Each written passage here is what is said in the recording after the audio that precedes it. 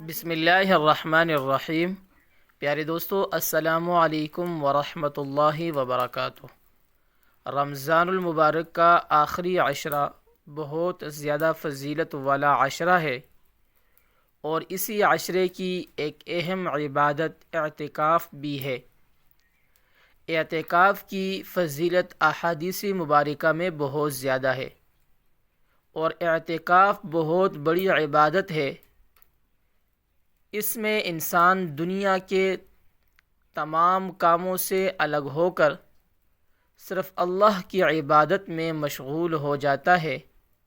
نبی کریم صلی اللہ علیہ وآلہ وسلم رمضان المبارک کے آخری 10 دن اعتکاف فرمایا کرتے تھے، اور اعتکاف کرنے کا مقصد اللہ تعالیٰ کی قربت حاصل کرنا ہے، اللہ تعالیٰ کو راضی کرنا ہے، اللہ تعالیٰ کے قریب ہونا ہے، اور شب قدر کو حاصل کرنا ہے۔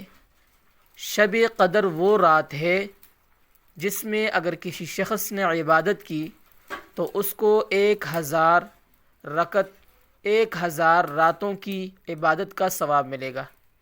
اعتکاف کی مشروعیت، اعتکاف قرآن و حدیث سے ثابت ہے۔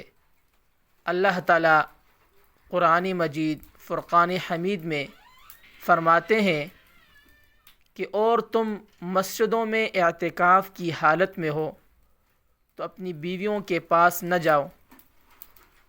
اس سے معلوم ہوتا ہے کہ اعتکاف اسلام میں مشروع اور سنت مؤکدہ ہے، اور سنت مؤکدہ وہ عبادت ہے کہ اگر کوئی شخص نہیں کرے گا، یا جس مسجد میں یہ لوگ اعتکاف کے لیے نہیں بیٹھیں گے تو سارے کے سارے لوگ گناہ گار ہوں گے۔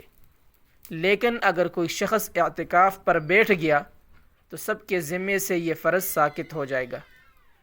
اعتکاف پر کب بیٹھنا ہے؟ تو رمضان کے 20ویں روزے کے دن سورج غروب ہونے سے پہلے مسجد میں اعتکاف کی نیت سے بیٹھ جاتے ہیں۔ اعتکاف کب تک ہوتا ہے؟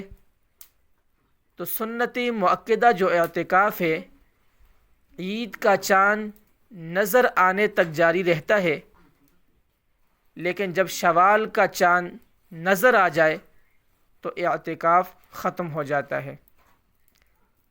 اعتکاف میں کون سے کام کرنے چاہیے؟ یعنی جو شخص اعتکاف پر بیٹھے تو اعتکاف میں بیٹھنے کے بعد اس کو کون کون سے ایسے کام کرنے چاہیے جس سے اللہ تعالیٰ راضی ہوتا ہے؟ تو اعتکاف میں زیادہ سے زیادہ عبادت کرنی چاہیے۔ کون سی عبادت؟ جیسے قرآن مجید کی تلاوت، ذکر و اذکار، اللہ تعالیٰ کا ذکر کرنا چاہیے۔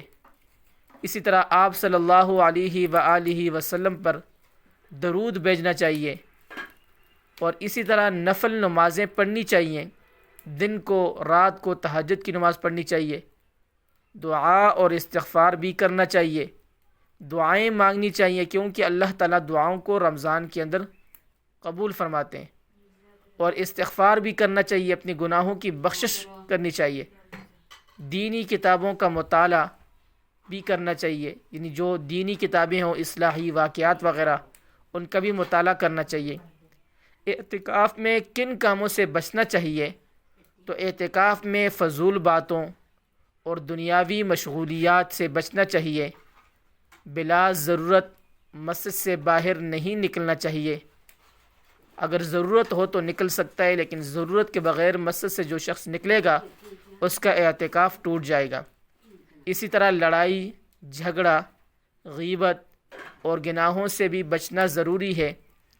آخر میں اللہ تعالی ہمیں رمضان المبارک کی جو ساعات ہیں، رمضان المبارک کی برکتوں سے فائدہ اٹھانا چاہیے، اور اعتکاف کی سعادت نصیب فرمائے۔ تمام